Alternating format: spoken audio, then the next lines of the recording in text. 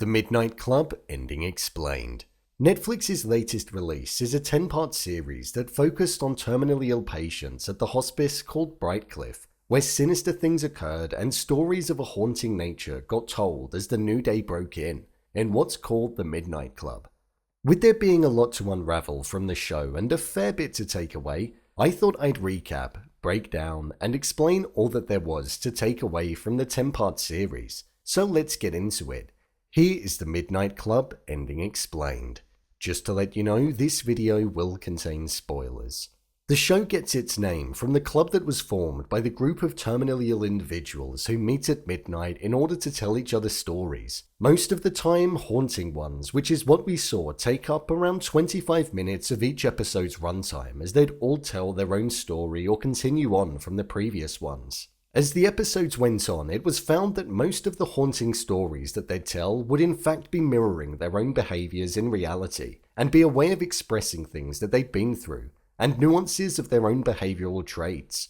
For example, with Kevin's story, we saw that his mother was ordering him to kill individuals in the tale, and it mirrored his life where his mother was in control of what everybody in his family did, as we saw early on in the season where she was forcing his brother to continue his legacy. We had Natsuji's story representing the confliction in her own mind on whether or not she wanted to be alive or not, and the traumatic event that happened in her past, along with Anya's story bearing a similar resemblance to the life that she chose to lead when she moved to the States in the hopes of being a ballet star. I did find the tales being told to be some of the more interesting parts of the episodes, if I'm being honest.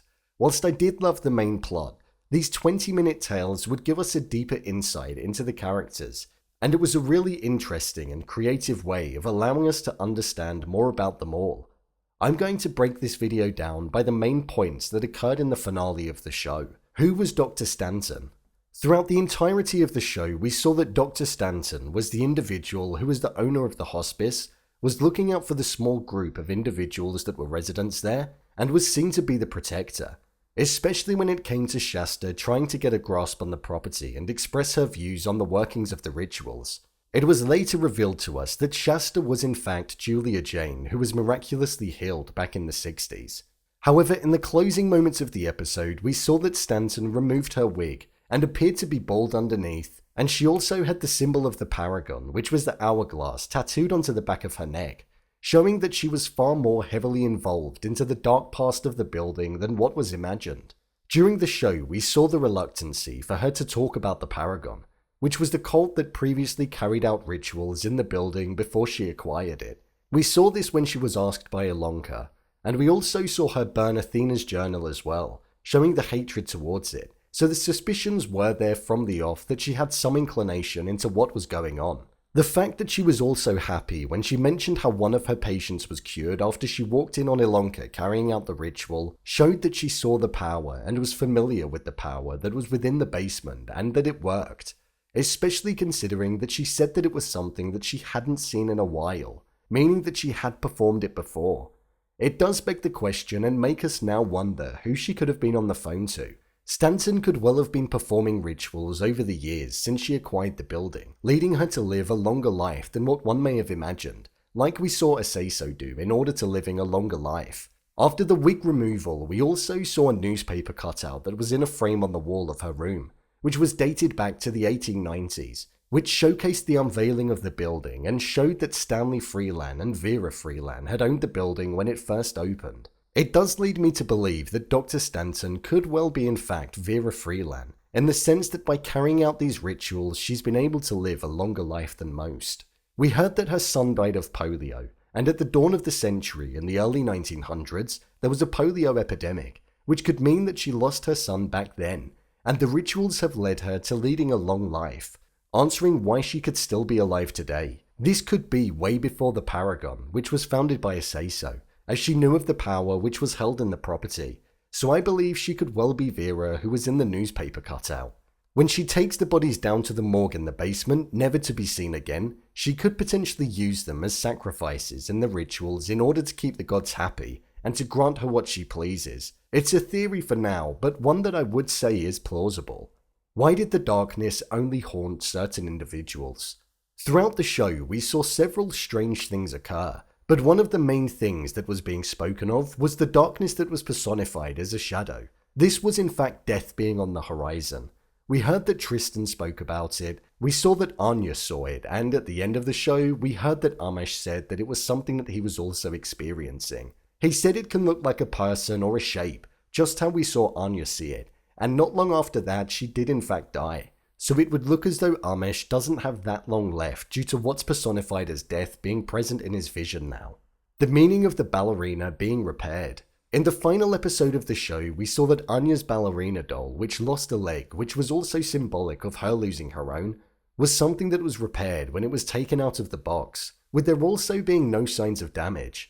In most of the episodes of the season, we saw the group question if they were seeing signs from previous members and residents of the Brightcliff house showing proof of the afterlife, but they were always dismissed.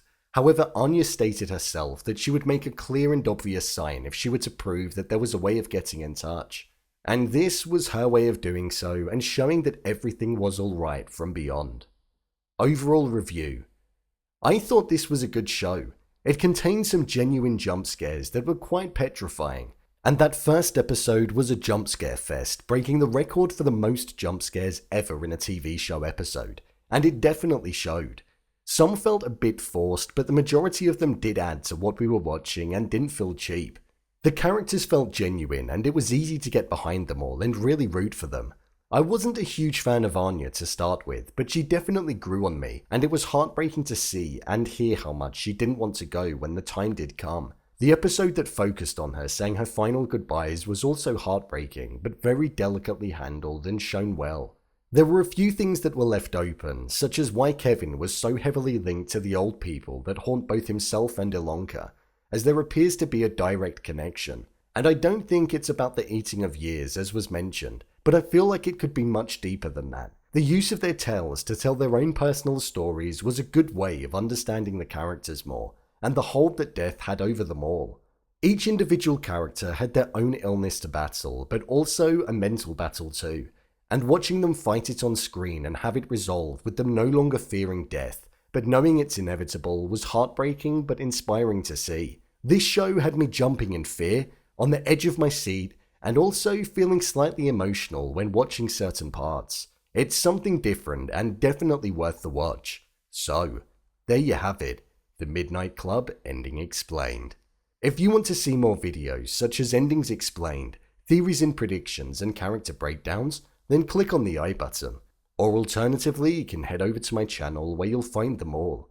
If you'd like to give me a show or movie that you'd like me to review, then head over to my Twitter, @BrainPilot_, and tweet me what show or movie you'd like me to review next.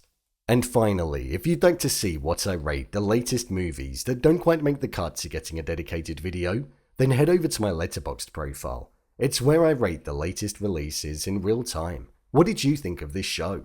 Leave a comment down below, and don't forget to subscribe. I'll see you next time.